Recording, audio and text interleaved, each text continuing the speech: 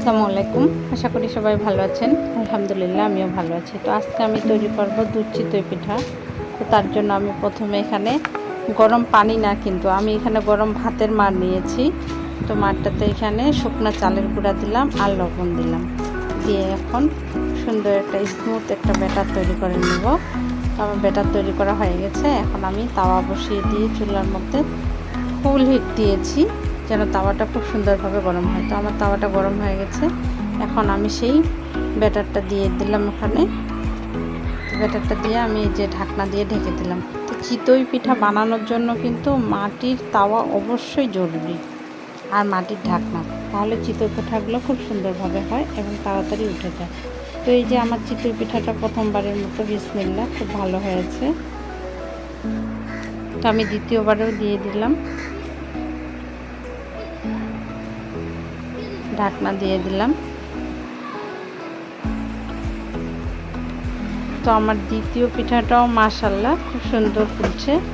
তো আমি এইভাবে একে একে সব পিঠাগুলো উঠিয়ে নেব। আমার পিঠাগুলো খুব নরম হয়েছিল। তো আমার সব পিঠা বানানো হয়ে গেছে।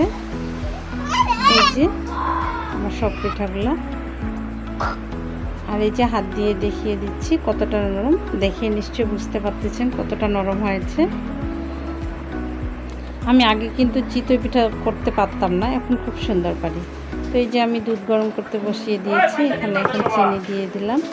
এই দুধটা বলক আসলে আমি চুলাটা বন্ধ করে দেব। তো আমার বলক এসে গেছে, এখন আমি বন্ধ করে একে একে চিতই পিঠাগুলো সবগুলাই দিয়ে দিলাম গরম দুধের মধ্যেই।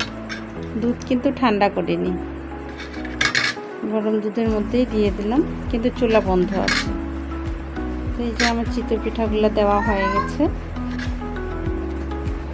তো ঠান্ডা হওয়ার পরে আমি একটা চিতই পিঠা প্লেটে তুলে আপনাদেরকে দেখিয়ে দিচ্ছি যে আমার চিতই পিঠাগুলো কেমন হয়েছে।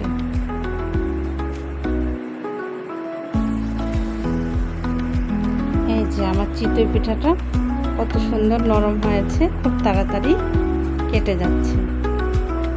আশা করি দেখে সবাই বুঝতে পারতেছেন কেমন হয়েছে। তো আমার ভিডিওটি যদি আপনাদেরকে ভালো লাগে তাহলে অবশ্যই আমার চ্যানেলটিকে সাবস্ক্রাইব করবেন এবং লাইক কমেন্ট করতে ভুলবেন না।